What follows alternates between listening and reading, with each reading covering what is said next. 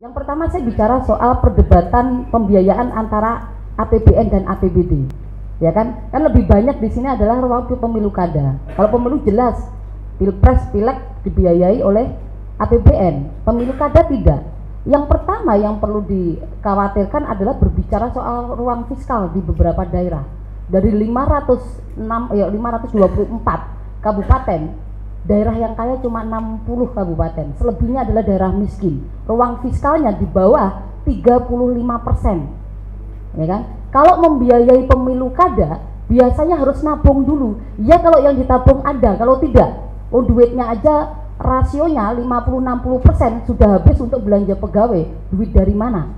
Belum bicara soal ongkos dana kampanye, begitu. Ini menjadi apa? Menjadi hal yang cukup krusial yang perlu ada treatment sebenarnya oleh negara, ya kan? Tetapi itu kemudian sama pemerintah tidak kemudian menjadi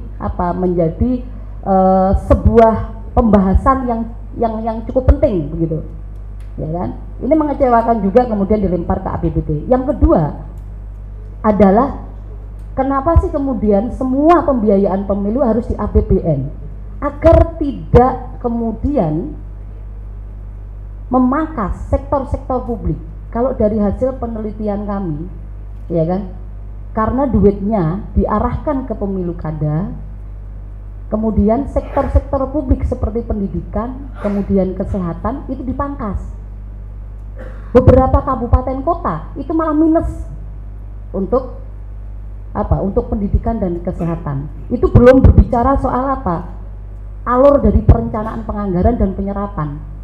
Kalau kalau soal alur di penyerapannya lebih banyak ke bansos, hibah, belanja pegawai, karena sebagai alat mobilisasi.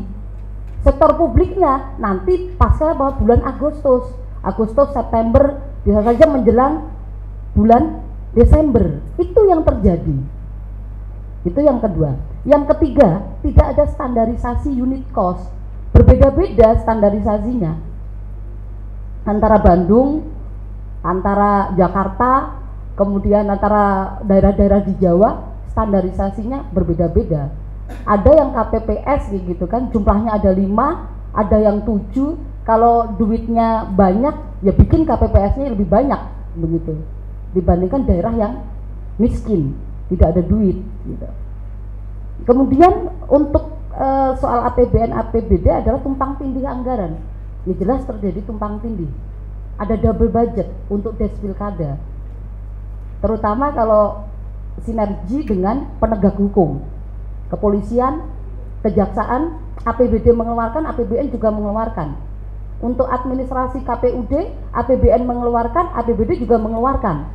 Nah, ini juga seharusnya menjadi menjadi perdebatan di dalam pembahasan di revisi undang-undang pilkada yang kemarin, tapi ternyata juga tidak menjadi perdebatan. Perdebatannya lebih banyak kemana?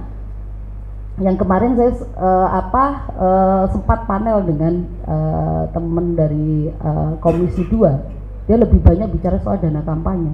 Kalau kemudian diberi dana kampanye sebelum hari H, ini kan tidak money politik. Mereka berpikir money politik itu adalah serangan fajar, gitu loh. Bukan kemudian pada saat mengundang, berapa kali sih diundang orang untuk datang, dikasih makan, dikasih uang transport, itu bukan money politik bagi mereka. Money politik itu adalah di serangan fajar. Di situ perdebatannya lebih banyak di situ dibandingkan perdebatan yang lebih substansi.